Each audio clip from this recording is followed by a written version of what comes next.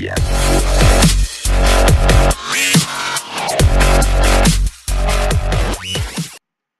everybody, what's going on? It's SyraCuseeee here from Wise Take, and I am bringing you guys a new video from Cuse's Corner called Shark Hunting GPPs. I hope this video is just as popular as yesterday's. Yesterday's was awesome, had a lot of positive feedback, a lot of thumbs up, a lot of shares. I want to see that same stuff today.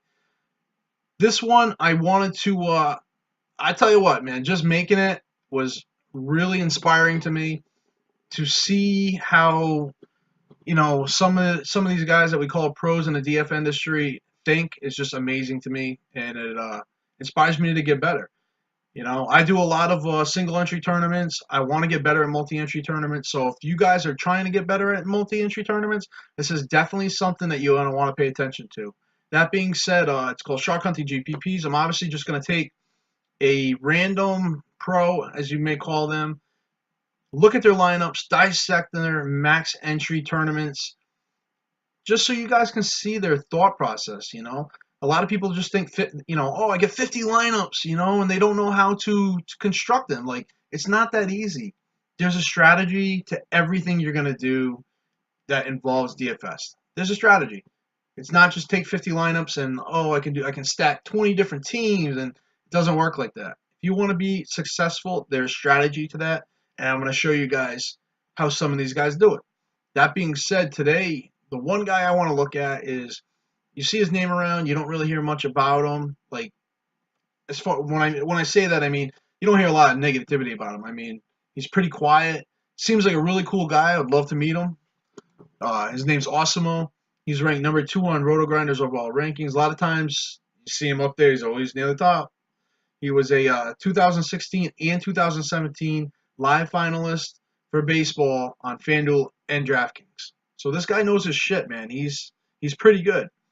A lot of times when I'm at the top, I see him. He's right there every single night.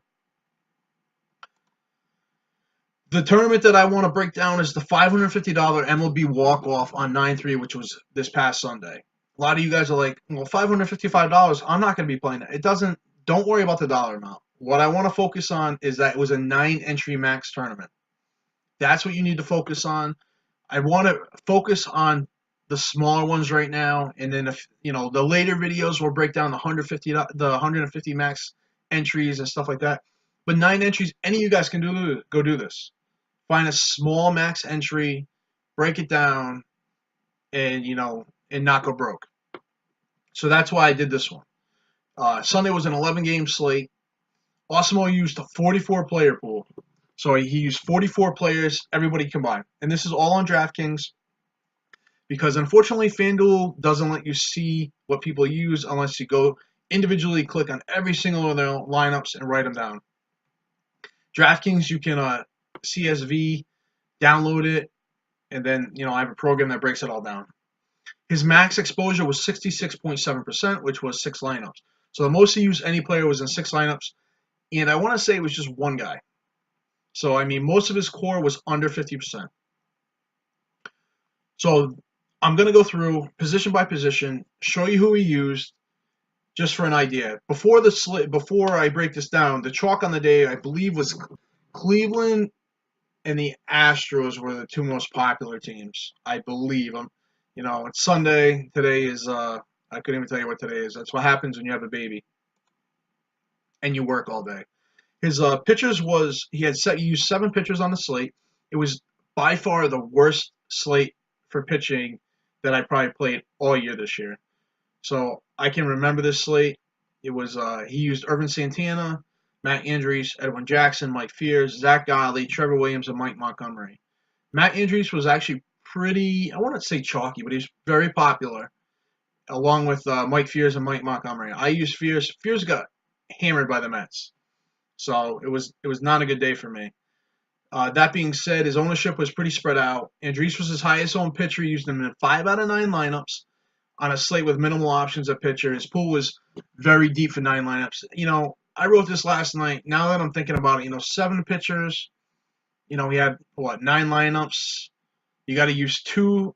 But I mean, on a slate like this one, I think there's so many. There's not I probably would have had a deeper pitcher pool. That's just me though.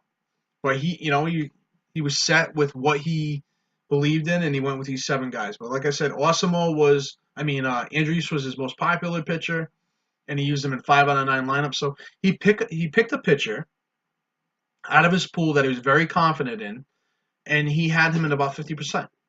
So that's something that you wanna remember. You know, catcher, he used 4 catchers. He used Juan Centeno, Chris Iannetta, Wilson Ramos, and Robinson Chirinos. Centeno, his reason for using him was high total, cheap catcher. Iannetta was playing at Coors. Wilson Ramos he pretty much, I'll tell you right, I'll spoil it now. He has, core of his lineup is Tampa Bay stack. So you can see a lot of Tampa Bay guys. And I think it was a great play because it wasn't like chalky, but they had a ton of upside. So I like how he thought. I can't remember how Tampa Bay did that day, but you get the hint. And Robinson Chirinos. Both Chirinos and Iannetta have great ISO. Centeno was a value play, and Ramos he used as part of his stacks. He used Ramos in 4 out of 4 lineups, and out of the other, he had 9 lineups. Out of the other 5, he split the catchers up kind of equal. First base, he only had 3. He had Duda, E5, and Votto. He used Duda in 6 out of 9 lineups. That was the guy that he used 66.7%. So he wasn't really sold on a lot of first basemen. He liked these guys. He loved Duda.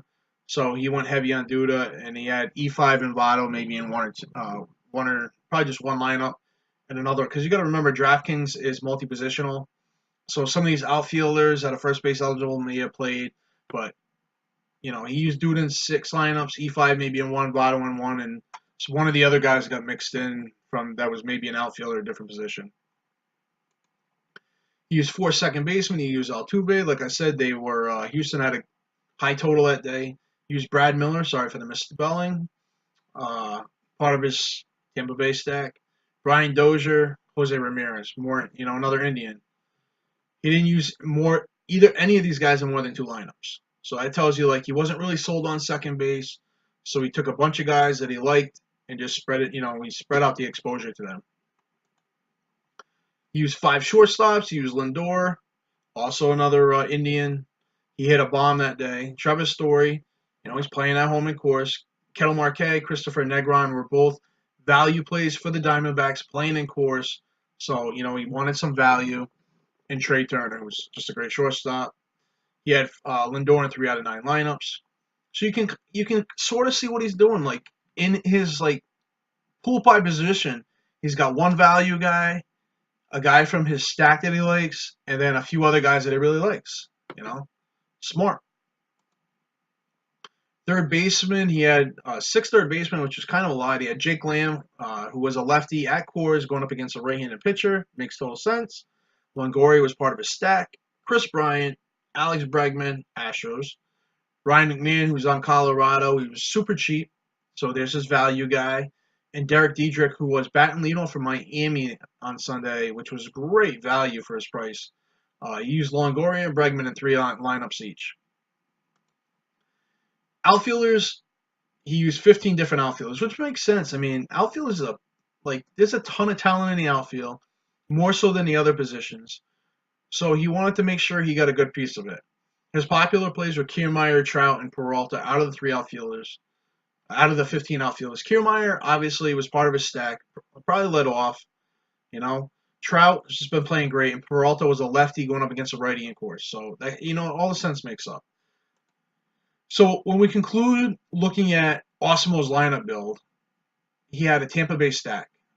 Out of the Tampa Bay stack, he had a high exposure to Ramos, Duda, Longoria, and Kiermaier, with a few other Tampa Bay guys all mixed in. So he took those 4, and then took 3 or 4 of the rest of the lineup, and had lower exposure on those guys. But he did have them, and that was his core, his Tampa Bay stack. He trusted that.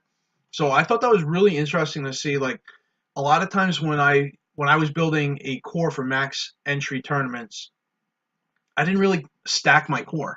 My core wasn't a stack, I should say. There were 5 or maybe 4, 5, 6 guys that I really like, and I keyed in on them. I had them at 60% ownership. That's what I did. Maybe that's what some other guys do, but we're breaking down Awesemo's today. And that's what he did. And you know what? I like that strategy. Tonight, you know, I tested out the strategy. There's a stack that I really liked. So far, so good. But we're going to see how that turns out. You know, I still got a lot of, my core doesn't play till tonight, so it's tough to tell, but so far, so good. But if you look here at his player pool, use 7 pitchers, 4 catchers, 3 first basemen, 4 second basemen, 5 shortstops, 3 third basemen. So you take those positions, and he's got an average of like 5 per position, which is, you know, it makes sense. Few positions he went a little lower, few he went a little higher. It all depends on your confidence at that position. In outfielder, he went big. So he used about an average of 4 to 5 guys at each position, had a decent amount of outfielders in his player pool, and he used his stack as his core. So I hope this video helped you guys. Like, if you're interested in working on your max entry tournaments, like DraftKings got quarter tournaments. Like, even for me, like, I have no, I'll go in there and I'll practice. Like, there's no shame in that. Like, if you win a quarter tournament, so what? Like, you know, I'll play $50 a night in big contests and then go in the quarter ones and practice. Like, doesn't bother me. If you want to get better, that's how you're gonna get better. Like, practice, you know, just doing it in the quarter tournaments. So that's why I like DraftKings. FanDuel, from what I understand, is supposed to be implementing that soon, which would be awesome. That being said, we got football coming up around the corner. The prices at Wise Take for the football season are awesome. $74.99 for the whole football season, $19.99 a month. The amount of content that we've already got coming out and the stuff that we have that isn't out yet that's coming out is amazing. So you don't want to miss this. I do have a promo code Cuse, Cuse. If you guys use that, you get 10% off. Definitely recommend it. You know, just try it out. Like, if you don't want to do the whole package, which I recommend, like, do a month, whatever. You know, it's that we have some awesome content coming out, and you definitely don't want to miss it, be left out. So I hope you guys like this video. Do me a favor, give me the thumbs up, comment, share, everything you guys can do to make me, you know, just let me know that you like this stuff, because I'm here for you guys, all right? This is free. You know, you're not getting charged for it. I want to help you guys, all right? So hopefully I'll catch you guys soon. Peace.